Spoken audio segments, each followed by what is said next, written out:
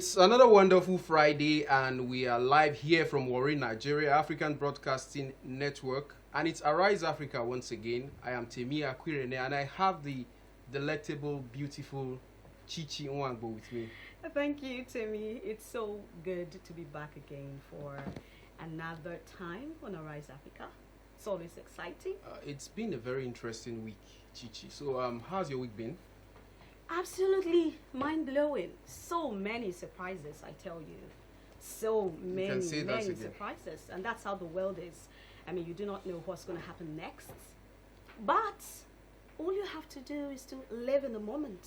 Live in the moment, especially now with the happenings you have about this whole COVID-19, and you have deaths happening every day. You have to live in the moment. You really do have to. On Arise Africa today, we have a lot in store for you, and we are going to start giving it out in or with the speed of light, because there is so much and we have such a limited time.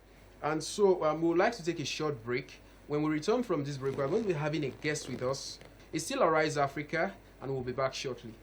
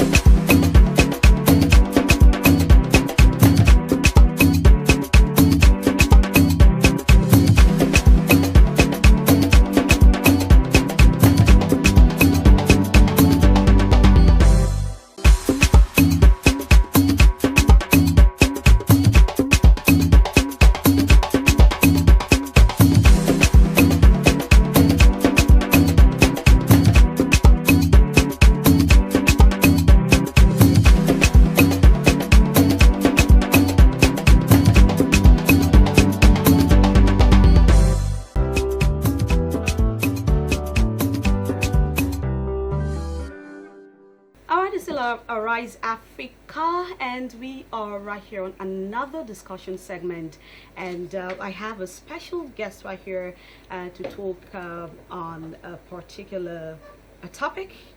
Her name is Nefertiti Ayo Okotie. She is the Executive Director, Neferok Development Initiative. It's good to have you here. Good morning. I'm glad to be here. All right, thank you. Well, on this segment, we are going to be throwing more light on sexual assault and rape prevention. Sexual assault and rape prevention. And the reason is, of course, we do know that we cannot totally prevent or eradicate rape because of the kind of world we live in. But at least we can lower the percentage, and we can reduce the curve. So before I ask my first questions, I'm going to take a look at the statistics that I have right here. Really interesting statistics.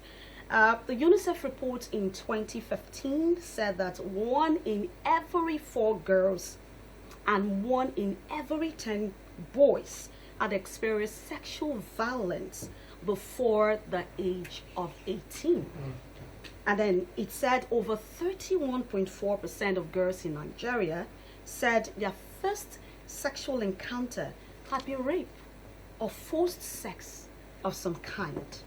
Now, also taking the official Nigeria Bureau of Statistics said over 2,200 cases of rape and sexual assault were reported only in 2017, only the reported ones. And a survey published by NOI Post last year suggests that 1 in every 3 girls living in Nigeria could have experienced at least one form of sexual assault by the time they reach 25. Wow. Well, Those are stunning statistics. talking about recently, we had the case of Omozua, a 22-year student, university student, that was raped, and murdered. And it was it's been something that we've been trying, to recover from, I believe. So I'm going to want to, before you move on, have to ask this question about the, I want to look at the response of the society, the family, the country, the law enforcement. But before we do so, I want to know all the figures I read. What is responsible for the high rate of rape in Nigeria, considering those figures? Yeah, thank you very much. You see, when we talk about rape, it's been something that has been with mankind for a very long time. If you cast your mind back to the Bible, it happened in the Bible time, and it has not stopped. The figures have been rising, the incidences have been rising. There are so many myths as regards rape. One of the things people talk about why this rapists indulge in the act, the misconception of the concept of masculinity is one of the factors that prompts people, the rapists, to do what they are doing. And you also see the misconception of when a woman says no, she means yes. All of this misconception are some of the factors that is making the cases of rape to be on the increase. And because also before now the society has been sweeping the cases of rape under the carpet, and so people tend to, if I do it, what does it mean? What is going to happen to me? Nothing is going to happen to me. I can do it and get away with it. And of course, in the recent time too, with the coming of COVID-19, a lot has happened too, because many persons or the whole society was shut down, and then people, women and girls were now prone to these rapists, because the society has not given a touchlight to the incidents of rape. And in the bid to survive, doing one thing or the other, many women have been caught in the web of rape. And the figures we have now are just the ones that we know. What about the ones that happen in the interior rural areas that are not even reported? What about the ones that happen that the families have not gotten the guts to speak out? So you see that in the recent time, the figures are increasing. A lot of these cases go unreported, just like you have said. And the COVID-19, it actually sort of opened a sort of Pandora's box, if you would want to call it that, because you had some cases. Now there is this, I saw it on paper from Anambra State. There was a surge in some fathers raping their girl child. It was a very gory story, but it was there.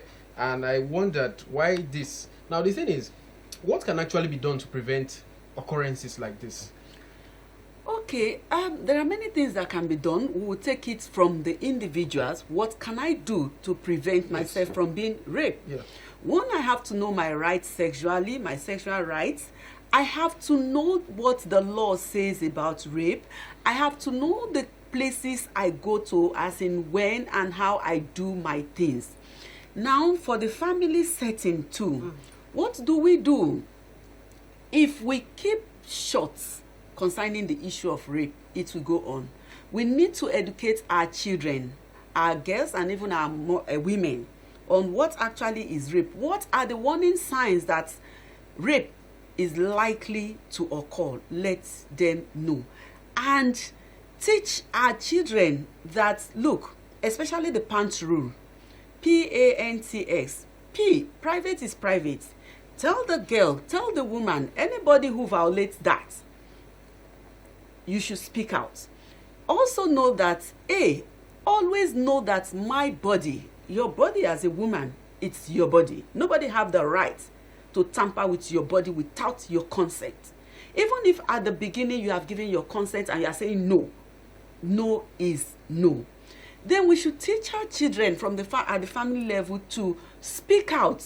What is that secret that bothers you? Speak out so that help can come. Don't keep quiet. And of course, talk about it, don't keep quiet. But you see, all of this pants rule that we are talking about, parents don't talk about it.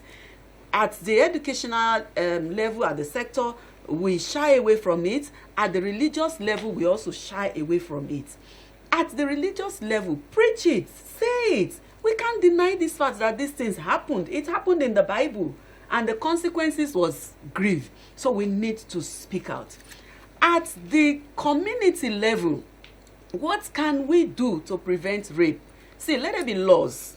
Enact these laws. It is not just enough to enact these laws. Let there be implementation. See, anybody caught a rapist, let the family be ostracized. Then it begins to sink in to every individual that, look, if I do this, the consequences is grief. Beyond me, my family is also affected. In the eastern part of Nigeria, where you have these umuna things and what have you, it will work very well there if we key into this. Then down the south here, we want to also, at the family level, make every child of the family, male or female, because rape is not only to the girl child or to the woman. The male folk can also be raped, or they also do experience rape, but in their own context, we don't really talk about it too much too, because the society have its reason. So if at the community level we enact laws, we enforce this law, ostracize anybody, put strict measures, I think rape will stop. Then it may not stop, but the incidences will reduce. At the government level, the government's right is to protect every individual, male or female. But let me stop at that, because we'll get to a point where we will still come back to what the government can do. All right, so that means on every level, individual, society, family, the onus is on us to make sure that absolutely we do all we can to reduce this curve drastically. Yes. We've got to do it to protect the lives of people in our society. But before we go to talk about sexual assault, because that's one interesting part and that we have to really make clear, I think I wonder this one aspect that I find really, really, interesting, because you mentioned something. A lot of people who are raped, don't get to, or who they don't get to speak out. So let's hear some of the reasons why they don't speak out and why they should. Okay, many reasons. One of the top reasons, the stigmatization that goes with rape, would make any woman, any girl, any man that is raped not to want to come out to talk about it, not to want to come out to report the incident. The stigmatization is from the community, the family, the religious sector. Anybody who experiences rape or a rape victim is being stigmatized, because they make you feel that, oh, it is your fault that you are raped. But for God's sake, it is not the fault that the victim was raped. Then two, many of the victims don't even know where to go and report to, or how to report the incident of rape. But thank God, during the COVID-19 crisis, or during this crisis, our organization with International League for Women, Peace and Freedom, we came up with a forum where people in Delta states can, report cases of rape. You don't necessarily need to come out facially, but you can make calls to some certain numbers and help will come. And of course, there's NAPTIP as well. Yes, NAPTIP is there. And of course, now, the VAP Arts and the rest of the, let us leave that. NAPTIP is a government organization. Yes, it is. Yes, and we also have many private organizations that, they've opened up their lines for victims of rape to speak out. And you see, the cultural thing that goes with rape, that, look, you are raped, your future is at stake. In Africa, we value marriage so much. And when somebody come out to say, I have been raped, no family wants to take that woman as a daughter-in-law, ironically. So when the victim thinks about all of this, rather than speak up, the person goes into the shell and say, okay, let me die. It could be yes, the blamed. blaming attitude too. Yes, yes. Even in the church, you see somebody not getting close to somebody, say that one way they don't rape before. But all of this, we are not helping the victims of rape, because it could happen to anybody, very true, anytime, anywhere. I'm afraid you have to hold your thoughts for a moment. We have to go on a very short break. We'll be right back in a very, very short moment. Stay tuned.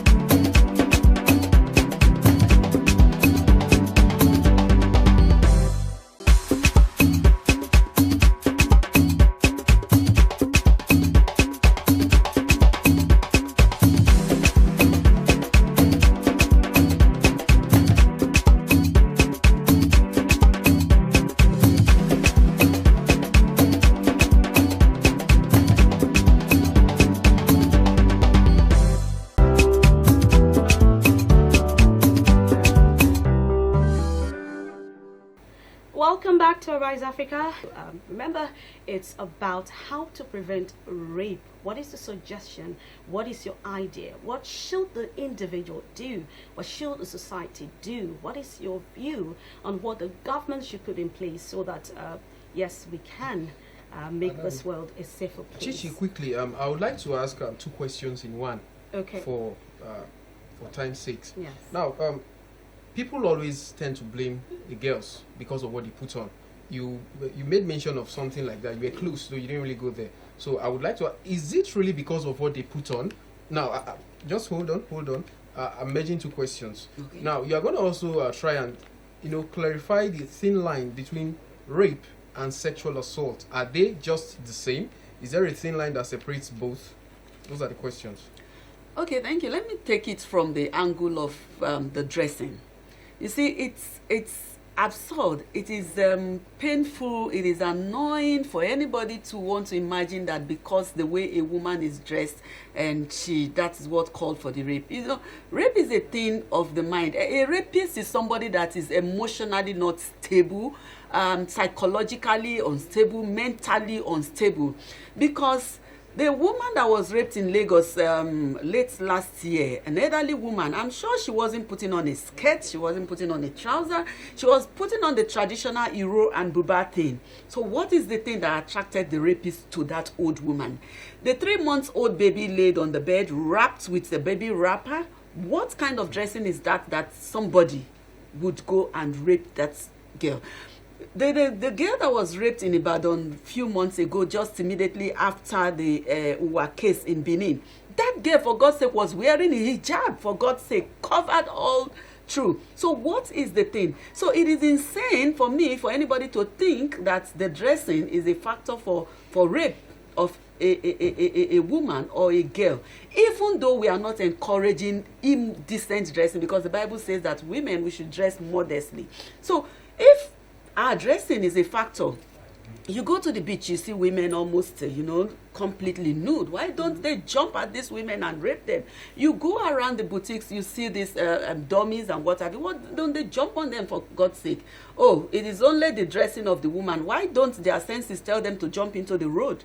So for me, it is painful for anybody to want to blame the victim that it is because of the dressing of that person, even though we do not admonish people to dress indecently. Rape, sexual assault, the thin line. Before now, sexual assault has been seen if you unlawfully or against the wish of the person, you know, have sexual connection with the girl or the woman.